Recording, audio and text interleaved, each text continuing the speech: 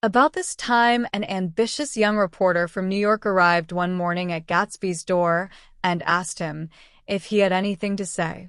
"Anything to say about what?" inquired Gatsby politely. "Why, any statement to give out." It transpired after a confused 5 minutes that the man had heard Gatsby's name around his office in a connection which he either wouldn't reveal or didn't fully understand. This was his day off, and with laudable initiative, he had hurried out to see. It was a random shot, and yet the reporter's instinct was right. Gatsby's notoriety, spread about by the hundreds who had accepted his hospitality and so become authorities on his past, had increased all summer until he fell just short of being news. Contemporary legends such as the underground pipeline to Canada attached themselves to him, and there was one persistent story that he didn't live in a house at all, but in a boat that looked like a house and was moved secretly up and down the Long Island shore. Just why these inventions were a source of satisfaction to James Gatz of North Dakota isn't easy to say. James Gatz, that was really, or at least legally, his name. He had changed it at the age of 17, and at the specific moment that witnessed the beginning of his career, when he saw Dan Cody's yacht drop anchor over the most insidious flat on Lake Superior. It was James Gatz who had been loafing along the beach that afternoon in a torn green jersey and a pair of canvas pants, but it was already Jay Gatsby who borrowed a rowboat, pulled out to the Tuolumne, and informed Cody that a wind might catch him and break him up in half an hour. I suppose he'd had the name ready for a long time even then. His parents were shiftless and unsuccessful farm people. His imagination had never really accepted them as his parents at all. The truth was that Jay Gatsby of West Egg, Long Island, sprang from his platonic conception of himself. He was a son of God, a phrase which, if it means anything, means just that, and he must be about his father's business, the service of a vast, vulgar, and meretricious beauty. So, he invented just the sort of Jay Gatsby that a 17-year-old boy would be likely to invent, and to this conception, he was faithful to the end. For over a year, he had been beating his way along the south shore of Lake Superior as a clam digger and a salmon fisher, or in any other capacity that brought him food and bed. His brown, hardening body lived naturally through the half-fierce, half-lazy work of the bracing days. He knew women early, and since they spoiled him, he became contemptuous of them, of young virgins because they were ignorant, of the others because they were hysterical about things which, in his overwhelming self-absorption, he took for granted. But his heart was in a constant, turbulent riot. The most grotesque and fantastic conceits haunted him in his bed at night. A universe of ineffable gaudiness spun itself out in his brain while the clock ticked on the washstand and the moon soaked with wet light his tangled clothes upon the floor. Each night, he added to the pattern of his fancies until drowsiness closed down upon some vivid scene with an oblivious embrace. For a while these reveries provided an outlet for his imagination. They were a satisfactory hint of the unreality of reality, a promise that the rock of the world was founded securely on a fairy's wing. An instinct toward his future glory had led him, some months before, to the small Lutheran college of St. Olaf in southern Minnesota. He stayed there 2 weeks, dismayed at its ferocious indifference to the drums of his destiny, to destiny itself, and despising the janitor's work with which he was to pay his way through. Then he drifted back to Lake Superior, and he was still searching for something to do on the day that Dan Cody's yacht dropped anchor in the shallows alongshore. Cody was 50 years old then, a product of the Nevada silver fields, of the Yukon, of every rush for metal since '75. The transactions in Montana copper that made him many times a millionaire found him physically robust, but on the verge of soft-mindedness, and, suspecting this, an infinite number of women tried to separate him from his money. The none too savory ramifications by which Ella Kay, the newspaper woman, played Madame de Maintenon to his weakness and sent him to sea in a yacht, were common knowledge to the turgid subjournalism of 1902. He had been coasting along all too hospitable shores for 5 years when he turned up as James Gats's destiny at Little Girl's Point. To the young Gats, resting on his oars and looking up at the railed deck, the yacht represented all the beauty and glamour in the world. I suppose he smiled at Cody. He had probably discovered that people liked him when he smiled. At any rate, Cody asked him a few questions. One of them elicited the brand new name, and found that he was quick and extravagantly ambitious. A few days later, he took him to Duluth and bought him a blue coat, 6 pair of white duck trousers, and a yachting cap. And when the Tuolumne left for the West Indies and the Barbary Coast, Gatsby left too. He was employed in a vague personal capacity. While he remained with Cody, he was in turn steward, mate, skipper, secretary, and even jailer. For Dan Cody sober knew what lavish doings Dan Cody drunk might soon be about, and he provided for such contingencies by reposing more and more trust in Gatsby. The arrangement lasted 5 years, during which the boat went 3 times around the continent. It might have lasted indefinitely except for the fact that Ella Kay came on board one night in Boston, and a week later Dan Cody inhospitably died. I remember the portrait of him up in Gatsby's bedroom. A gray, florid man with a hard, empty face, the pioneer debauchee, who during one phase of American life brought back to the eastern seaboard the savage violence of the frontier brothel and saloon. It was indirectly due to Cody that Gatsby drank so little. Sometimes in the course of gay parties, women used to rub champagne into his hair. For himself, he formed the habit of letting liquor alone. And it was from Cody that he inherited money, a legacy of $25,000. He didn't get it. He never understood the legal device that was used against him, but what remained of the millions went intact to Ella Kay. He was left with his singularly appropriate education. The vague contour of J. Gatsby had filled out to the substantiality of a man.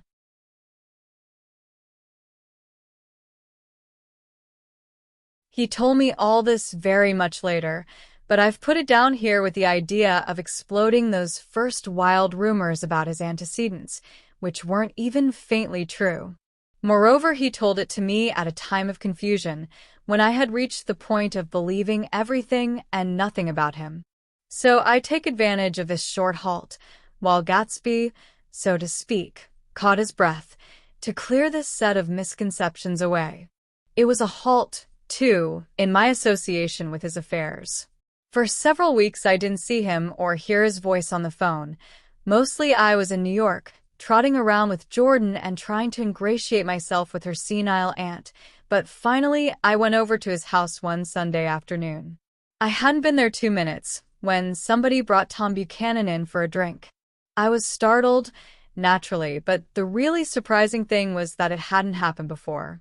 They were a party of 3 on horseback, Tom and a man named Sloane and a pretty woman in a brown riding habit who had been there previously. "I'm delighted to see you," said Gatsby, standing on his porch. "I'm delighted that you dropped in." As though they cared. "Sit right down. Have a cigarette or a cigar?" He walked around the room quickly, ringing bells. "I'll have something to drink for you in just a minute." He was profoundly affected by the fact that Tom was there. But he would be uneasy anyhow until he had given them something, realizing in a vague way that that was all they came for. Mr. Sloane wanted nothing. A lemonade? No, thanks. A little champagne? Nothing at all. Thanks. I'm sorry. Did you have a nice ride? Very good roads around here. I suppose the automobiles. Yeah. Moved by an irresistible impulse, Gatsby turned to Tom, who had accepted the introduction as a stranger. "I believe we've met somewhere before, Mr. Buchanan." "Oh, yes," said Tom, gruffly polite, but obviously not remembering. "So we did. I remember very well. About 2 weeks ago." "That's right. You were with Nick here." "I know your wife," continued Gatsby, almost aggressively. "That's so." Tom turned to me. You live near here, Nick? Next door. That's so. Mr. Sloane didn't enter into the conversation, but lounged back haughtily in his chair. The woman said nothing either, until unexpectedly, after 2 highballs, she became cordial. We'll all come over to your next party, Mr. Gatsby, she suggested. What do you say? Certainly. I'd be delighted to have you. Be ver nice, said Mr. Sloane, without gratitude. Well, think ought to be starting home. Please don't hurry, Gatsby urged them. He had control of himself now, and he wanted to see more of Tom. Why don't you stay for supper? I wouldn't be surprised if some other people dropped in from New York. You come to supper with me, said the lady enthusiastically. Both of you. This included me. Mr. Sloane got to his feet. Come along, he said, but to her only. I mean it, she insisted. I'd love to have you. Lots of room. Gatsby looked at me questioningly. He wanted to go, and he didn't see that Mr. Sloane had determined he shouldn't. I'm afraid I won't be able to, I said.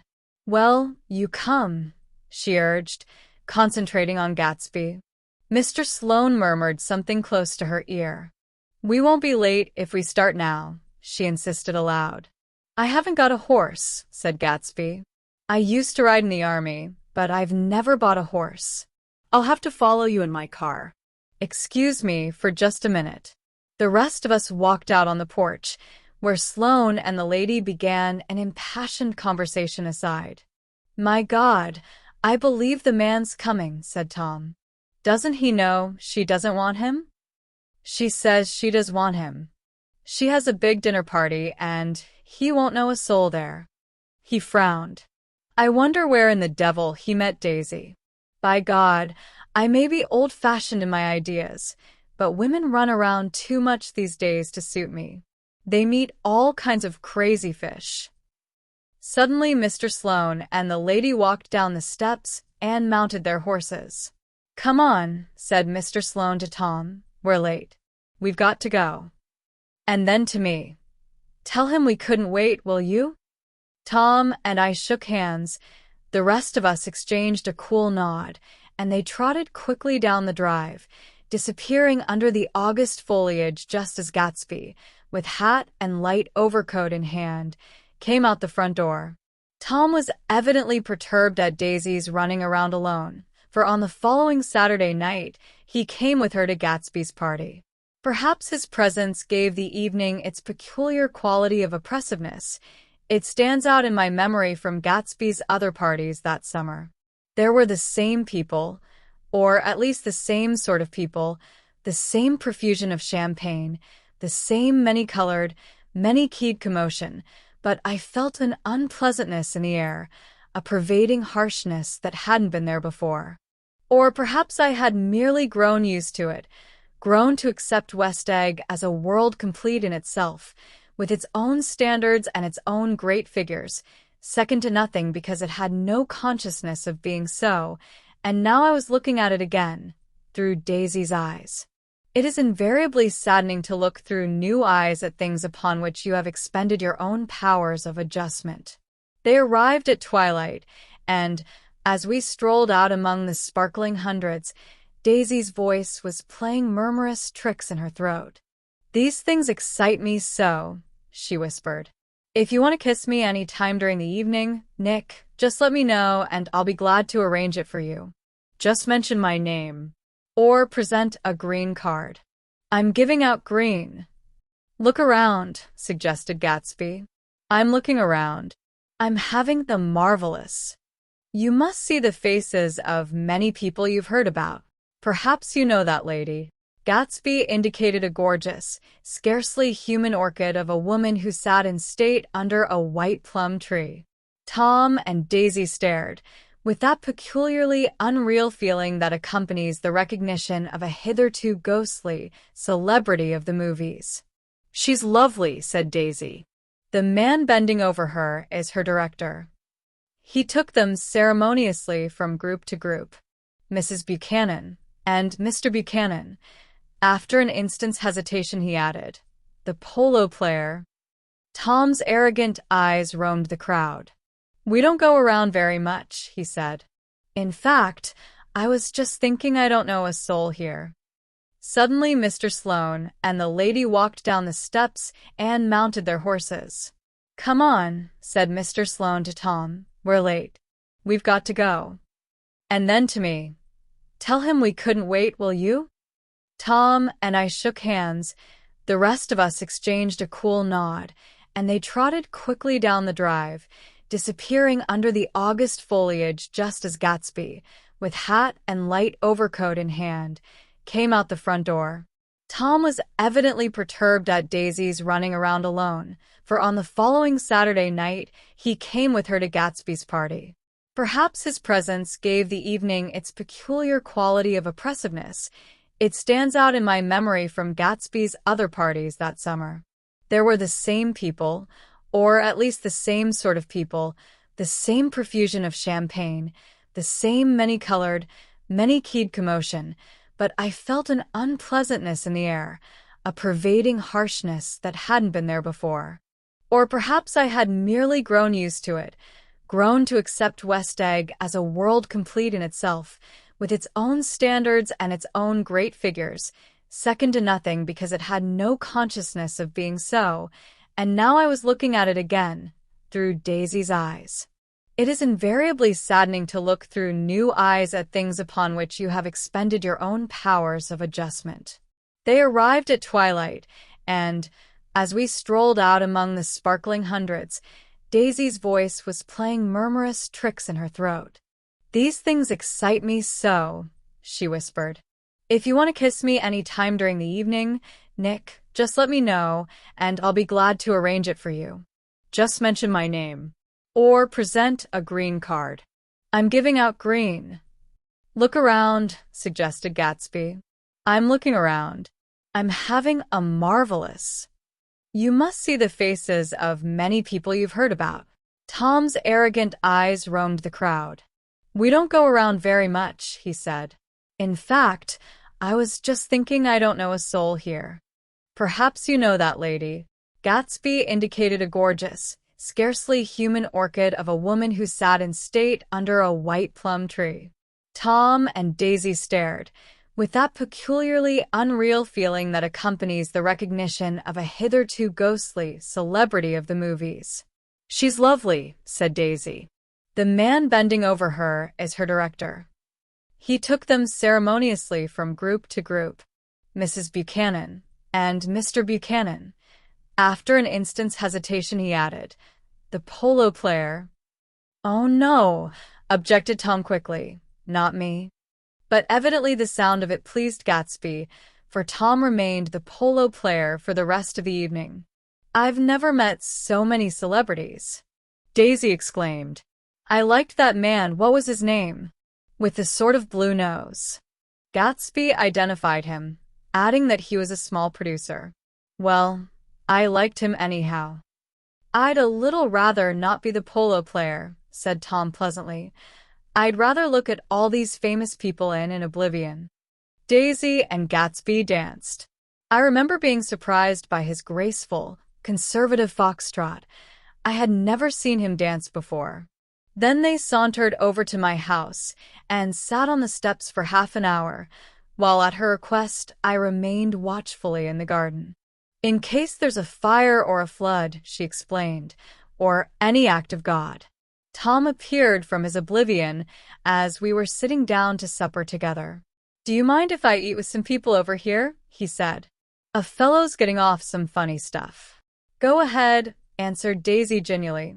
And if you want to take down any addresses, here's my little gold pencil. She looked around after a moment and told me the girl was common but pretty, and I knew that except for the half hour she'd been alone with Gatsby, she wasn't having a good time. We were at a particularly tipsy table. That was my fault.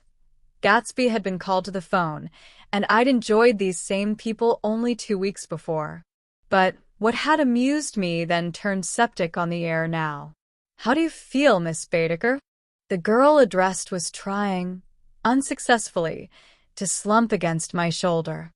At this inquiry, she sat up and opened her eyes. Wah! A massive and lethargic woman, who had been urging Daisy to play golf with her at the local club tomorrow, spoke in Miss Baedeker's defense. Oh, she's all right now.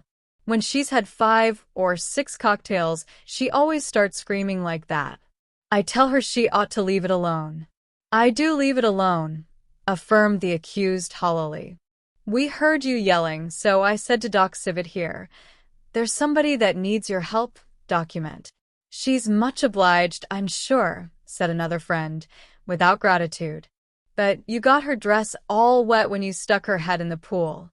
Anything I hate is to get my head stuck in a pool, mumbled Miss Baedeker. They almost drowned me once over in New Jersey. Then you ought to leave it alone, countered Dr. Civet. Speak for yourself, cried Miss Baedeker violently. Your hand shakes. I wouldn't let you operate on me. It was like that. Almost the last thing I remember was standing with Daisy and watching the moving picture director and his star. They were still under the white plum tree, and their faces were touching except for a pale, thin ray of moonlight between. It occurred to me that he had been very slowly bending toward her all evening to attain this proximity, and even while I watched I saw him stoop one ultimate degree and kiss at her cheek. I like her, said Daisy. I think she's lovely. But the rest defended her, and inarguably, because it wasn't a gesture but an emotion.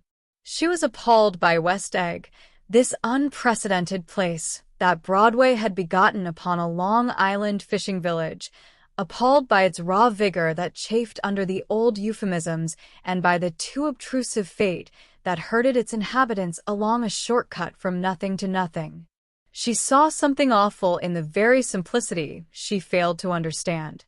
I sat on the front steps with them while they waited for their car. It was dark here in front. Only the bright door sent 10 square feet of light volleying out into the soft black morning. Sometimes a shadow moved against a dressing room blind above, gave way to another shadow, an indefinite procession of shadows, who rouged and powdered in an invisible glass. Who is this Gatsby anyhow? Demanded Tom suddenly. Some big bootlegger? Where do you hear that? I inquired. I didn't hear it. I imagined it. A lot of these newly rich people are just big bootleggers, you know. Not Gatsby, I said shortly. He was silent for a moment. The pebbles of the drive crunched under his feet. Well, he certainly must have strained himself to get this menagerie together. A breeze stirred the gray haze of Daisy's fur collar. At least they're more interesting than the people we know, she said with an effort. You didn't look so interested. Well, I was. Tom laughed and turned to me.